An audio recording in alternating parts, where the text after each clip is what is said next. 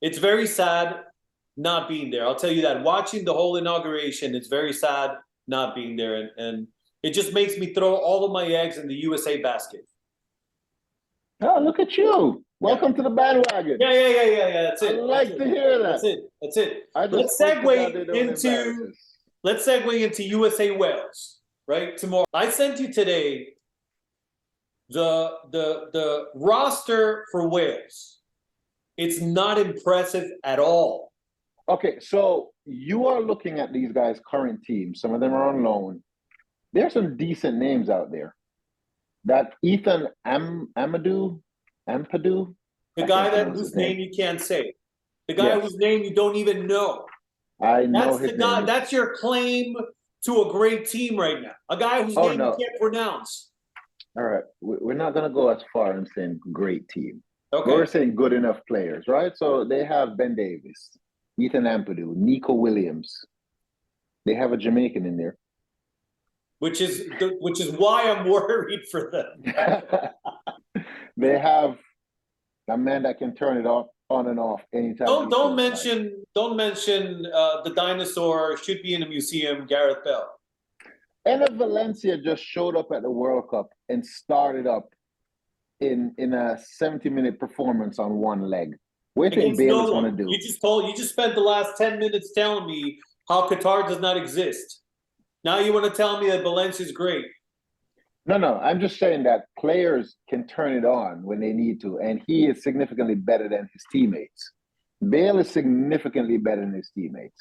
Well, we agree that Bale is an old player whose body has been through hell in terms of injuries, and it's far away from his prime years.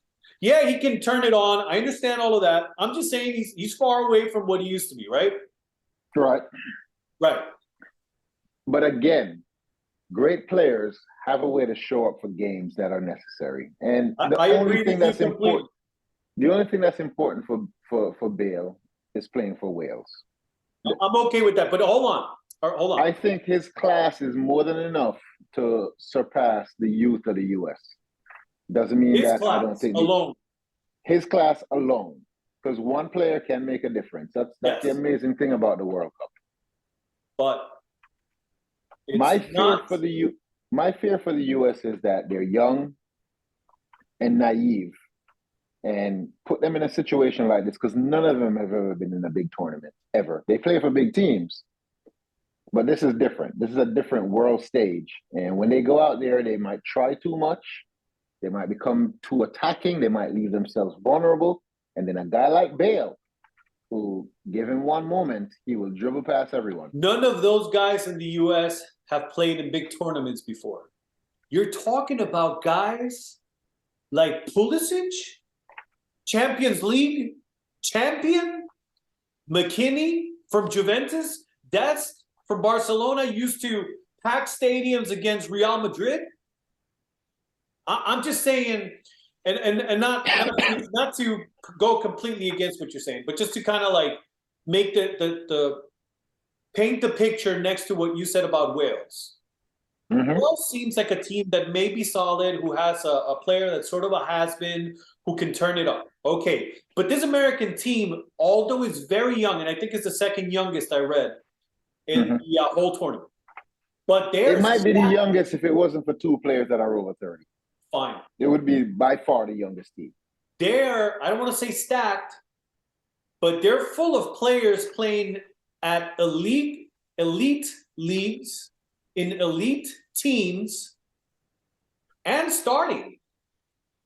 I'm just saying that I see that, and I'm like...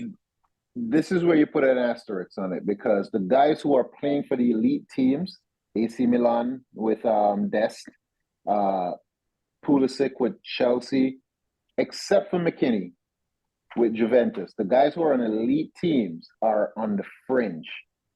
And let's be honest. Those three are a nice, solid base. The guy. And then you hope for creativity from Pulisic. Man, that hope sounds like such a lack of faith. You don't believe in this team.